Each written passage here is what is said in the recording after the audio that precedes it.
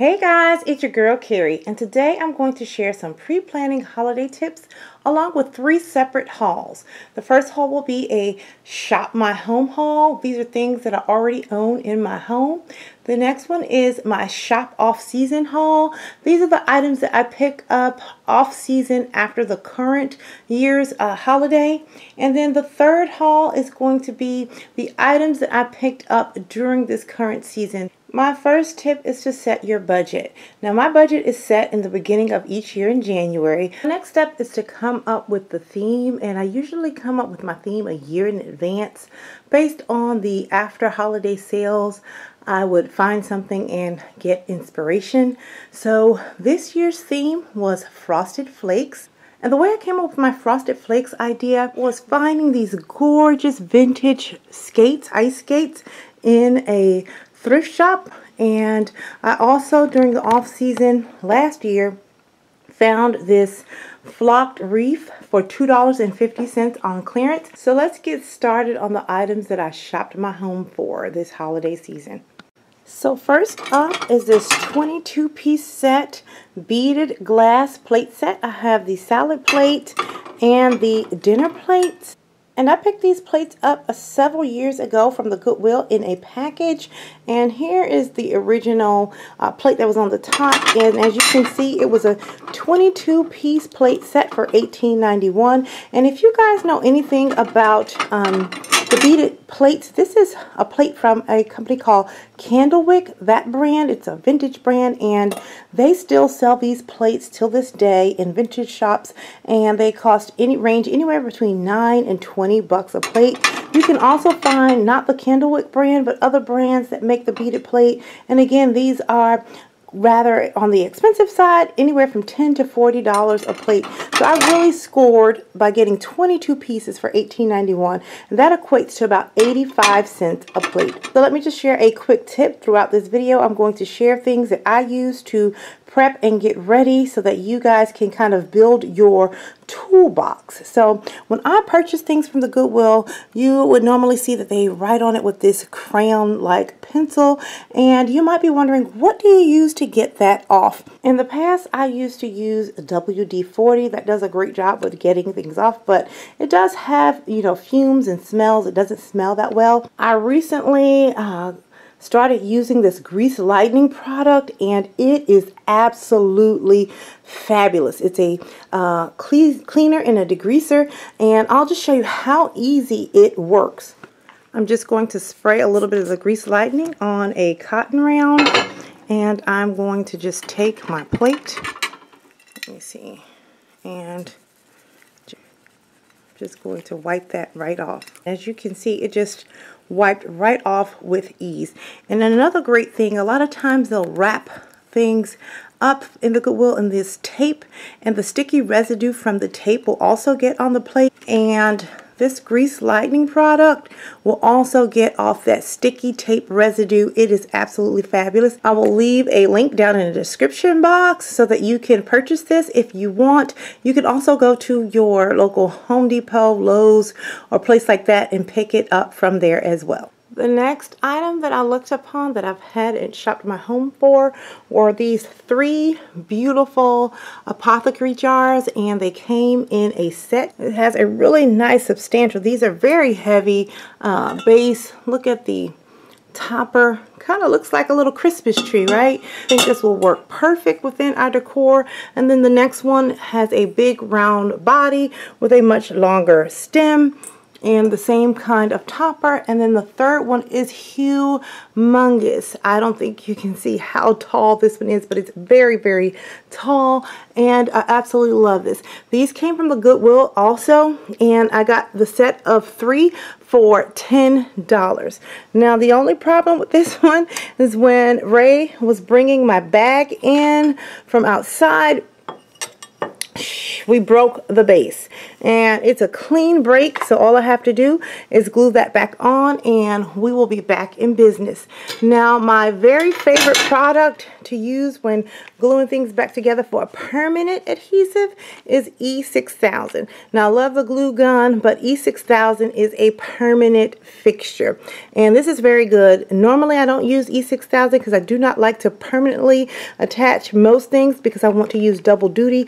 But again, this was broken, so I'm trying to repair it to its original state, so I do want permanency. And so pick up E6000. This is absolutely great. It should be in your toolbox, and you can find this at any craft store, Walmart, or anything like that. But I will also leave a link for the E6000 below. And also, I like to purchase the E6000 in little tubes instead of the one big tube, because again, over time, if you're messy like me and you don't wipe it clean, it'll get, you know, permanently closed shut because you get the glue on it. So using a little bit at a time, I can discard it if it gets messed up and still have a few more, you know, bottles to use or tubes to use. Now, what I plan to do with these three jars is to set them up like a scene. I'm going to put fake snow in there and just kind of put, you know, different ornaments, maybe a house or something like that to reflect, you know, the winter's theme. And for the tall one, I have this little bottle brush tree here, and I'm going to just kind of stick this down inside of that one, add a little bit of snow at the bottom. Now, this item here I picked up a few years back, but I've never used it, but I'm pulling it out this year. And this, again, my friends, you can find some quality things in thrift shops. You may overlook it because it looks a hot mess when you look at it, but I knew that this piece here had great bones and it had a great weight on it. And if I turn it over, you will see that this is from Pottery Barn, and it was $3.93, but I got it 50% off. So I got this double wine cooler. You can put 2 bottles of wine in here and chill them, and this is just absolutely fabulous. This piece is not bad for $1.50. Originally, this ran for over $100. It's no longer in circulation, but you could find it on eBay and different auction sites like that. And what I did was halfway shine this silver to let you know what it looks like. You know, when you pick it up, it may look all crazy and tarnished, but you shine it up a little bit with some silver polish and it'll go from that to this. I still have quite a bit of work to do on this, but I just wanted to show you how beautiful you can make something and restore it back to its original state. And what I use for cleaning my silver, it's a couple of things. I first start off with Wright's Silver Cream. That's the least harsh of any of the methods, and so I put that on and it works really, really well. Now, I know my bottle is all crusty and dusty, but I use this stuff all the time. I'm polishing silver all the time, and I did not want to just wash it all off for YouTube purposes.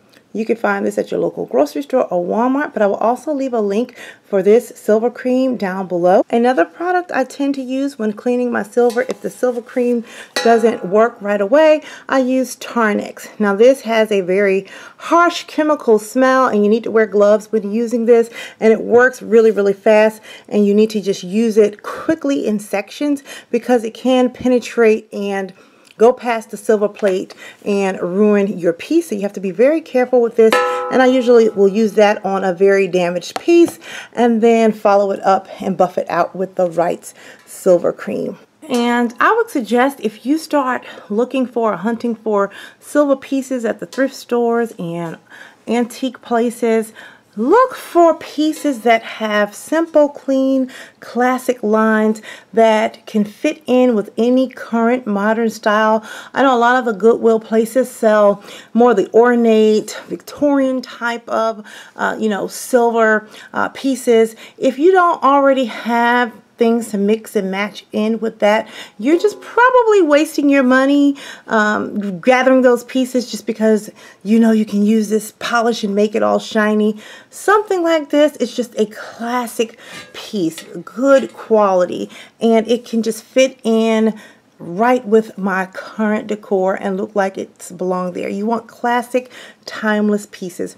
That can be a whole separate video if you want to go through what pieces I should select, what silver pieces I should be looking for when I'm out thrifting that will fit in with my existing decor and be timeless. Just leave a comment below. So this 6-piece set here I picked up again from another antique shop, and this set is by the company Godinger. I'm not sure how many of you are familiar with them, but they are an excellent brand, and I love the crystal handle. It's a silver plate with the crystal handles, and it has a great weight on it, and I love the detail here. And if you look at this and look at the apothecary jars that I purchased, they match up very well. They coordinate, so they look like little Christmas trees. And again, you know, it's all about the details.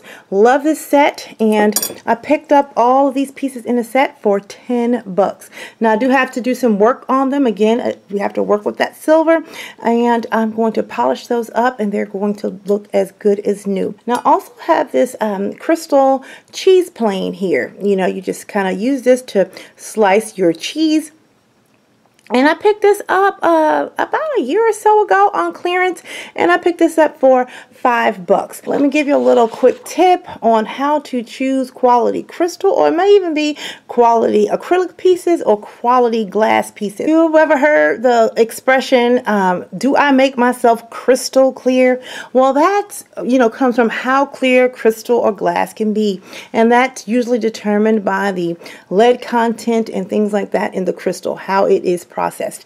So on first glance, you might have been in the store and picked this up, this cheese plane up here, and said, oh, this is beautiful. But the brilliance is not there, and you probably couldn't tell right away until you put it next to or put it up against another piece that has a really, really nice shine. Now, a little test you can do to test how clear your crystal piece is to take a white piece of paper, just printer paper, take your piece of crystal or your acrylic and put it up against the white paper. And you will see if it looks a little bit cloudy, if it has like a little bit of green tint or hue in it, or like a little bluish.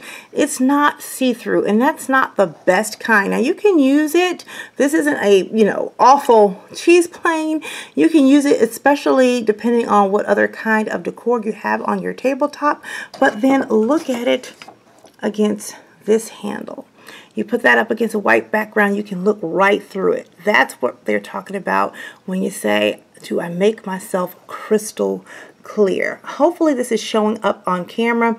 And just like with diamonds, crystal has its properties in terms of how to determine the quality of a crystal, but I won't go into all of that. This is the quick test.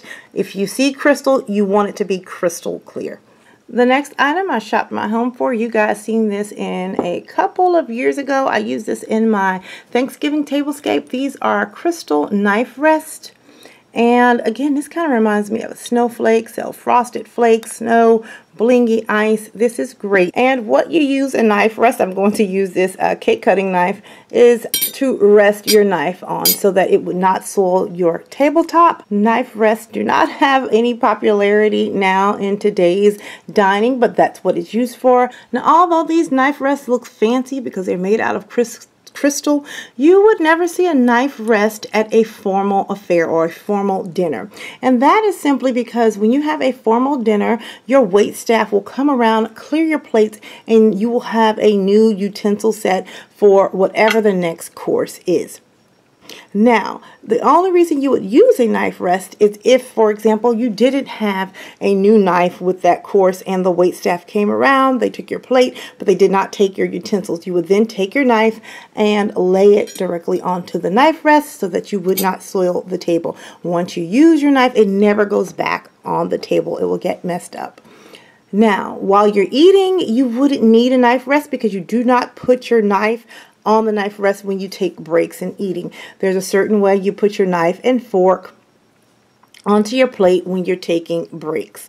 Now, these knife rests are going to be used purely for decorative purposes because we will not have any wait staff helping us out with our Christmas breakfast, nor will we have any wait staff helping us out with our Christmas dinner.